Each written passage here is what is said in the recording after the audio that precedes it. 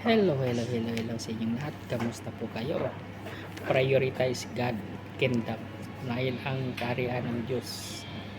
Hindi masamang magtrabaho at mag-ipon, pero malinaw ang sabi ni Lord Jesus sa Lucas chapter 12 verse 31, higit sa lahat ang pagsikapan ninyong pagharian ang Diyos sa inyong buhay.